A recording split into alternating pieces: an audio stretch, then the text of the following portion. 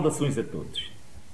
A TV8 é uma plataforma integrada na empresa Mundo Vídeo, que tem também o jornal Folha 8.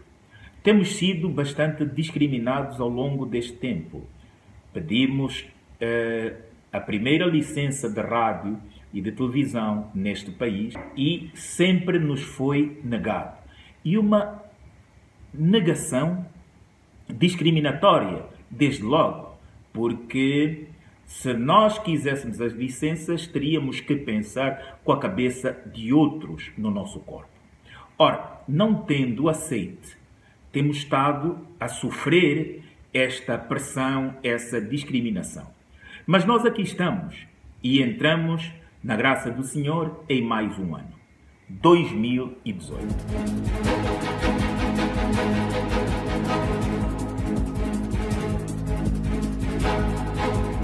Esperamos que o país possa mudar, sem vinganças, com o sentido de responsabilidade, que todos juntos, se compenetrados na diferença de pensamento que cada um tem, mas com o mesmo propósito de ver a Angola guindar-se como um país efetivamente acolhedor, congregador de todos os seus filhos, faremos e daremos energias para que possamos ter menos mortes infantis.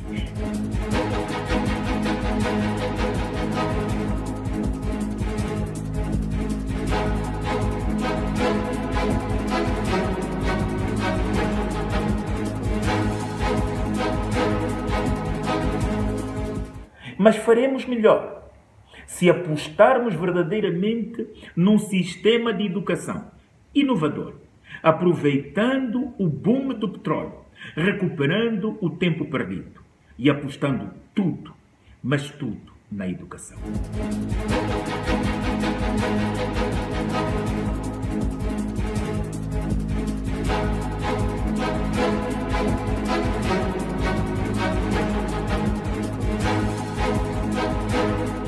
Os senhores que estão no poder sabem que não precisam de grandes engenharias.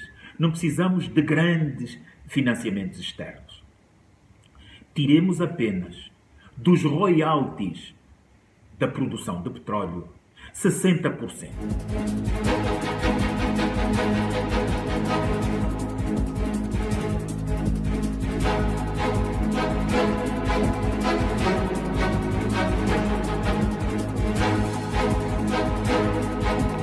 Setor nevrálgico para o desenvolvimento de qualquer país.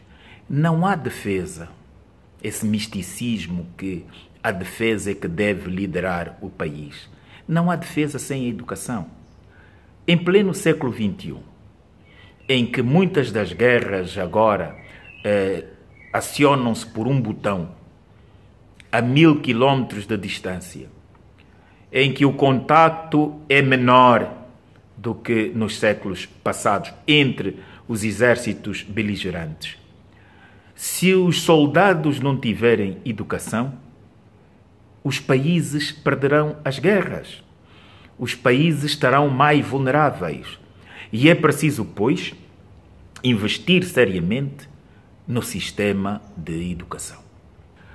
Por outro lado, nós criamos de 2017 a estes primeiros dias de 2018, a grande expectativa que a mudança por si só iria vitaminar a vida dos angolanos.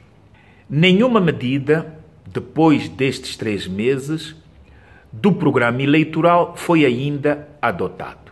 Talvez os seus arautos estejam a dar substância. Bom, mas na política, nas democracias, onde a alternância é de facto uma pedra basilar, todos os dias e minutos contam para o mandato. Aliás, ninguém vai para as eleições sem saber ao que vai.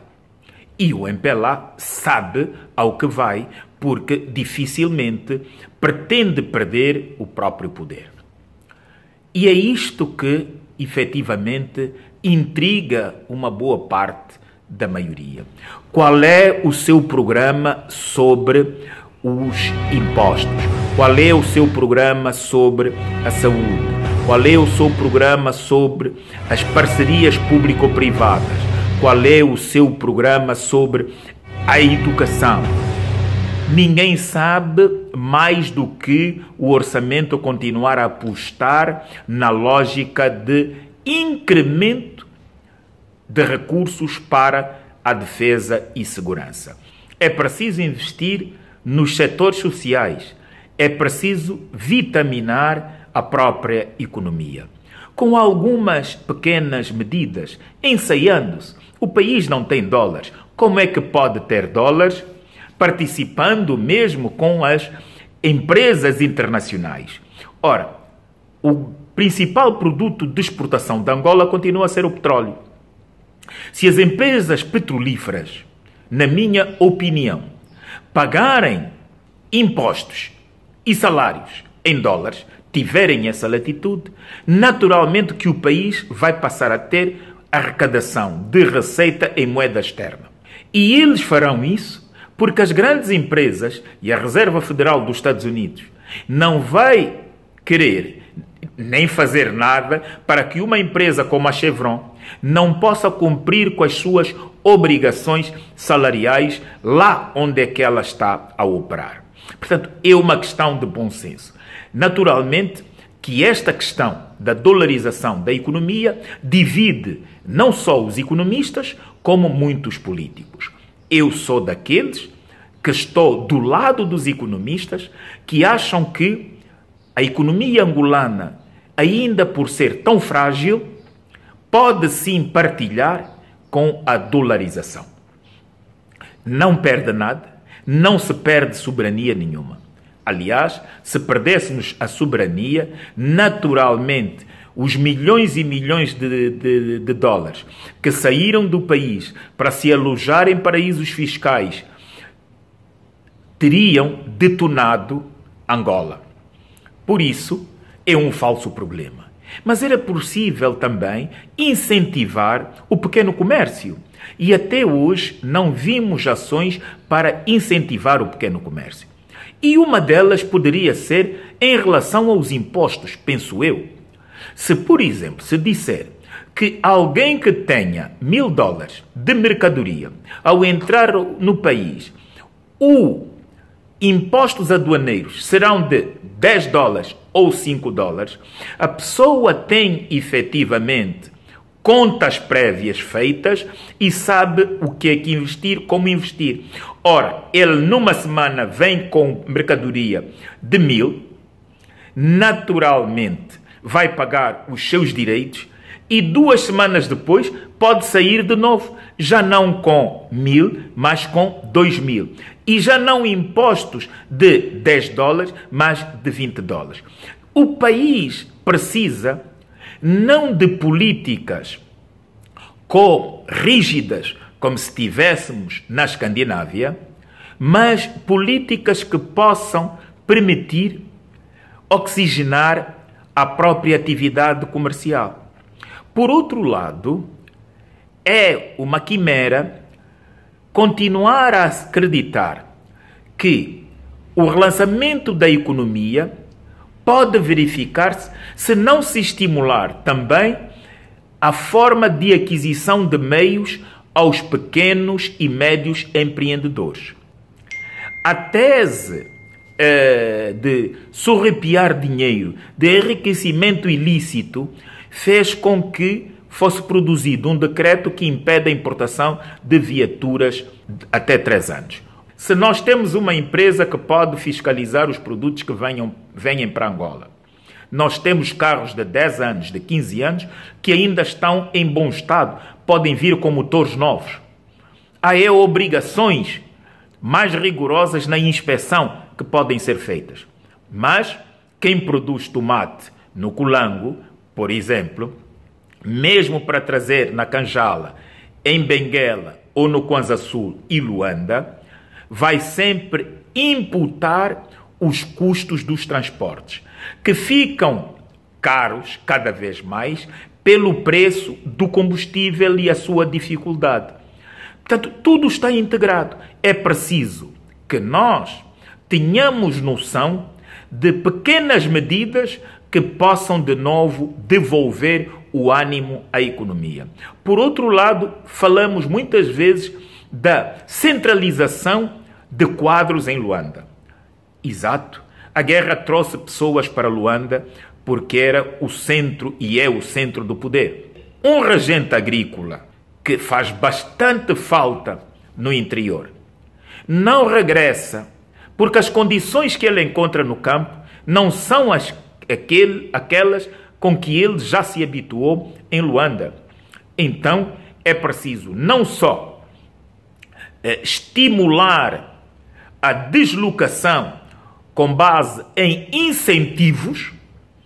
Quem tem um salário de base de 80 mil, se regressar para o interior de Catium, se regressar para o interior do Luvemba, se regressar para o interior de Lândana, ganhará como base 100 mil mais as despesas de instalação, mais os custos da interioridade. Isto vai permitir que estas pessoas, pelo menos durante mais um ano ou 6 meses, façam um esforço em Luanda para adquirir uma viatura de 3 anos, uma viatura de 3 mil ou de 5 mil dólares, e voltam com um certo status para o interior. E isto porquê? Temos que, não é um estilo, é porque não há transportes públicos, não há como se dignificar, às vezes, profissionais que são de extrema valia no interior. Os professores não podem continuar a apresentar-se mal. Os enfermeiros não podem continuar a apresentar-se mal. E são esses os garantes de uma certa estabilidade social no interior. São pessoas que as populações respeitam muito, porque estão ali no dia a dia, muitas vezes mais do que o próprio administrador, que é uma peça distante. Se ele não tiver sentido de gerir não só os cidadãos, como o património público municipal que está à sua guarda. Portanto, os desafios são longos, a esperança deve manter-se, mas todos nós devemos impulsionar e separar as águas. Nós devemos impulsionar as reformas e as mudanças, mas devemos, enquanto pessoas intelectuais, políticos, separar aquilo que é o Estado e o partido. Vejo que há uma certa tendência das pessoas estarem muito preocupadas com as questões que se passam no MPLA. Para terminar, eu penso que este é um falso problema. E é um falso problema que nos leva quase a esquecer o que se passou nas eleições, para branquear e fazer esquecer que não houve o escrutínio em 15 das 18 províncias do nosso país.